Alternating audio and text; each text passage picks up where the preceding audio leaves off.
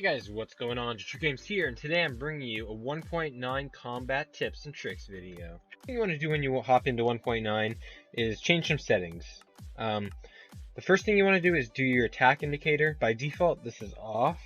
You want to change this to either crosshair or hotbar. I prefer hotbar. What this actually does is it shows sword to the right of your hotbar, so when I swing, it kind of like regens the sword, and it tells you when you're going to be dealing maximum damage.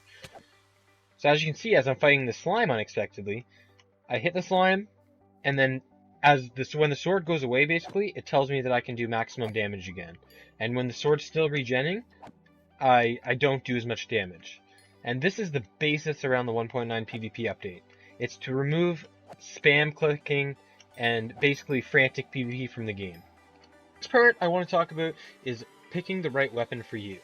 Now with this update, axes have been improved, and basically every attack damage stat has been changed.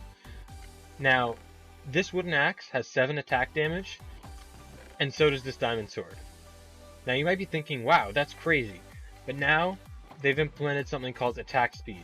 And basically what attack speed is how fast your attack indicator regens. See, as you can see, that axe is very slow. It has a 0.8 attack speed. Whereas the diamond sword here has a 1.6 attack speed and is much faster to regen and deal you maximum health, damage. Basically comes down to personal preference. It's whether you want to stick to the roots of Minecraft and use a sword, or maybe switch it up and use an axe. It depends on whether you're concerned about hitting fast or whether you're concerned about hitting hard. And for me, it's hard. So personally, I use an axe, but the sword is a great option for you if that's what you want to do. Let's talk about the new and improved bow mechanics in the game.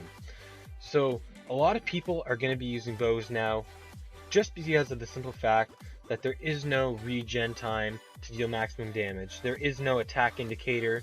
You can basically shoot bows as much as you want without worrying about dealing less damage. So bow PvP is at an all-time high.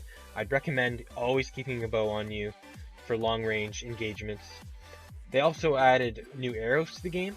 So they added spectral arrows, and then they added basically potion effect arrows.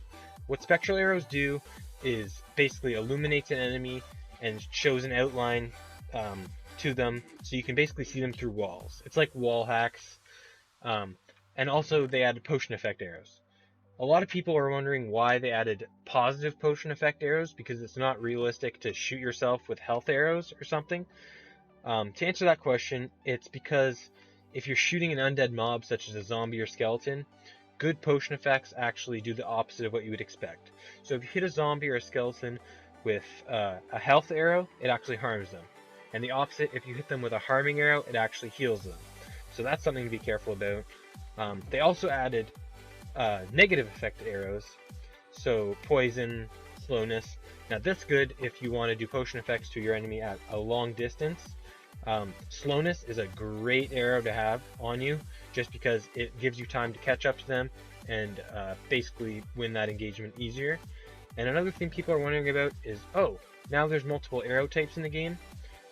How does it know which one I want to shoot? To answer that question, simply, you want to put the arrows you want to use first in the top left, and then the ones you want to use next right beside, and so on.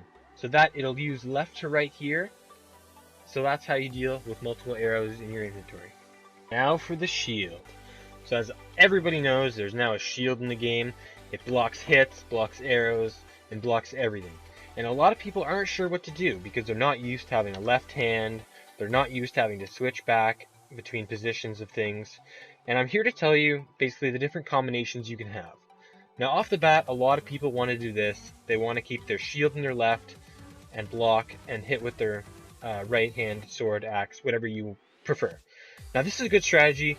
It's good for melee PvP, but the best thing is actually, I prefer to not use the shield at all. I believe that it doesn't do it's basically the negatives outweighs the positives. For me, I always like to keep my bow in my left hand and my melee weapon in my right. The reason for this is because you can still shoot with your left hand for bow, and you can attack. So you can shoot, attack, shoot, attack. And the reason I have my bow in my left and sword in my right is because if this was flipped, I can shoot, but I cannot use my axe. That's why I keep my melee weapon in my right and bow in the left. Now, I'm not saying that the shield is a bad thing. It's definitely a good thing if you can master it. I just find that mastering it isn't worth it. It does block damage, but I don't feel like it does enough. I just rather personally have my bow and my melee weapon, and that's how I like to roll. Well, that's going to conclude my tips for the 1.9 combat update. If you guys enjoyed the video or learned something, please like the video and comment down below what you learned. Constructive criticism is always good. Tell me what I can do better. And if you enjoyed the video, subscribe for more Minecraft content. Thanks for watching, and bye.